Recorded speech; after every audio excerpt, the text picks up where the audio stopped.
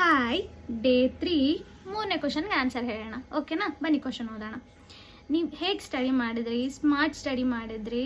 Time ಇಲ್ಲ ಅಕ್ಕ, ನಾವು ಹೌಸ್ ವೈಫ್ ಇದ್ದೀವಿ ಅದಕ್ಕೆ. ಓಕೆ, ಅವ್ರು ಹೌಸ್ ವೈಫ್ ಅಂತೆ, ಅವರಿಗೆ ಟೈಮ್ ಇಲ್ಲ ಅಂತಿದ್ದಾರೆ. ಓಕೆನಾ?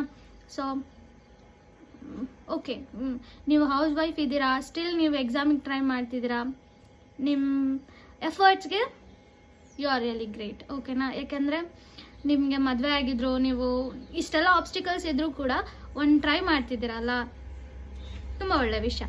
ಸೊ ಹೇಗೆ ಟೈಮ್ ಮ್ಯಾನೇಜ್ಮೆಂಟ್ ಮಾಡಬೇಕು ಅಂದರೆ, ಫಸ್ಟು ನಿಮ್ಮ ಫ್ಯಾಮಿಲಿಯಿಂದ ಸಪೋರ್ಟ್ ತೊಗೊಳ್ಳಿ. ಓಕೆನಾ? ನಿಮ್ಮ ಹಸ್ಬೆಂಡ್ ಇರ್ಬೋದು, ಇಲ್ಲ ನಿಮ್ಮ ಅತ್ತೆ ಮಾವ ಯಾರಿದ್ದಾರೋ ಅವ್ರು ಸಪೋರ್ಟ್ ತೊಗೊಳ್ಳಿ. ಆದಷ್ಟು ಕೆಲಸನ ಕಮ್ಮಿ ಮಾಡ್ಕೊಳ್ಳಿ, ಅಂದರೆ ಶೇರ್ ಮಾಡ್ಕೊಳ್ಳಿ. ಓಕೆ, ಹಸ್ಬೆಂಡಿಂದ ಹೆಲ್ಪ್ ತೊಗೊಳ್ಳಿ, ಅವ್ರಿಗೊಂದು ಸ್ವಲ್ಪ ಕೆಲಸ ಮಾಡೋದಕ್ಕೆ ಹೇಳಿ.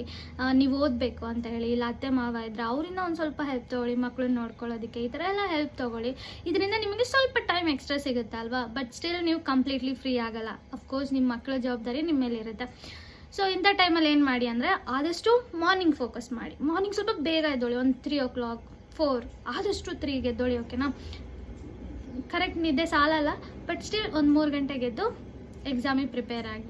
3 ಗಂಟೆಯಿಂದ 3ರಿಂದ 4, 5, 6, 7, 5 hours ಸಿಗುತ್ತೆ. 7 ತನಕ ಓದಿದ್ರು ಕೂಡ ದಿನಕ್ಕೆ 5 hours ಕೊಟ್ಟರೆ ಸಾಕು. ಈಗ ನೋಡಿ, ಬೆಳಿಗ್ಗೆ ಎದ್ದಾಗ ಅಫ್ಕೋರ್ಸ್ ಮನೇಲಿ ಎಲ್ಲರೂ ಮಲಗಿರ್ತಾರೆ, ಯಾವುದೇ ಡಿಸ್ಟರ್ಬೆನ್ಸ್ ಇರಲ್ಲ, ಮಕ್ಕಳು ಮಲಗಿರ್ತಾರೆ, ನಿಮಗೆ ಸ್ವಲ್ಪ ಟೈಮ್ ಎಕ್ಸ್ಟ್ರಾ ಸಿಗುತ್ತೆ. ಬಟ್ ನೀವು ಡೇ ಟೈಮಲ್ಲಿ ಓದೋದಕ್ಕೆ ಈ ಟೈಮ್ ಸಿಗಲ್ಲ, ಈ ಕಾಮ್ನೆಸ್ ಸಿಗಲ್ಲ, ಅಥವಾ ತುಂಬ ಗಲಾಟೆ ಇರುತ್ತೆ, ಮಕ್ಕಳು ಇರ್ತಾರೆ. ಸೊ ಅದಕ್ಕೆ ನಾನು ಏನು ಹೇಳ್ತೀನಿ, ಆದಷ್ಟು ಮಕ್ಕಳು ಮಲಗಿರುವಾಗ, ಇಲ್ಲ ಮನೇಲಿರೋರೆಲ್ಲ ಮಲಗಿರುವಾಗ, ಇಂಥ ಟೈಮಲ್ಲಿ ನೀವು ಸ್ವಲ್ಪ ಬೇಗ ಎದ್ದು ಬೇಗ ಪ್ರಿಪೇರ್ ಆಗಿ. ಓಕೆನಾ? ಸೊ ಮಾರ್ನಿಂಗ್ 3 to 7 ಓದ್ಕೊಳ್ಳಿ. ಓಕೆನಾ? 3 to 7 ಹೋದ್ರೆ ಆಲ್ಮೋಸ್ಟ್ ಸ್ಟ್ರಿಕ್ಟ್, ಬೇರೆ ಎಲ್ಲೂ ಡಿಸ್ಟ್ರಾಕ್ಟ್ ಆಗ್ದಲೆ ಕರೆಕ್ಟಾಗಿ 5 hours ಓದಿ. ಬೇರೆ ಎಂಥದ್ದು ಯೋಚನೆ ಮಾಡಬೇಡಿ, ಬೇರೆ ಯಾವ ಕಡೆನೂ ಗಮನ ಕೊಡಬೇಡಿ. 7 ಮೇಲೆ ನಿಮ್ಮ ಕೆಲಸ ಮಾಡ್ಕೊಳ್ಳಿ. ಮಧ್ಯಾಹ್ನ ಒಂದು ಸ್ವಲ್ಪ ನಿದ್ದೆ ಮಾಡಿ, ಬಾಡಿಗೆ ರೆಸ್ಟ್ ಬೇಕಾಗುತ್ತಲ್ಲ, ಮಧ್ಯಾಹ್ನದ ಹೊತ್ತು ಇಲ್ಲ ಈ ಟೈಮಲ್ಲಿ ನೀವು ಫ್ರೀ ಆಗ್ತಿರಲ್ಲ, ಸಂಜೆ ಈ ಟೈಮಲ್ಲಿ ನಿದ್ದೆ ಮಾಡಿ ಅದನ್ನು ಫುಲ್ಫಿಲ್ ಮಾಡ್ಕೊಳ್ಳಿ.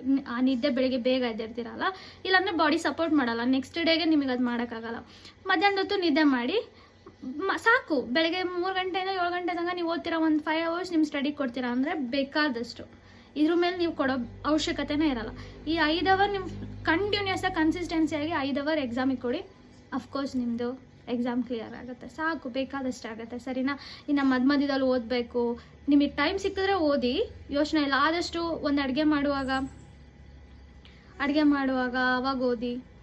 ಅಡುಗೆ ಮಾಡುವಾಗ ವಿಡಿಯೋ ಇಟ್ಕೊಂಡು ಕೇಳಿಸ್ಕೊಂಡು ಈ ಥರ ಎಲ್ಲ ಮಾಡೋದ್ರಿಂದ ನಿಮಗೆ ಹೆಲ್ಪ್ ಆಗುತ್ತೆ. ಸರಿನಾ? ಬಾಯ್.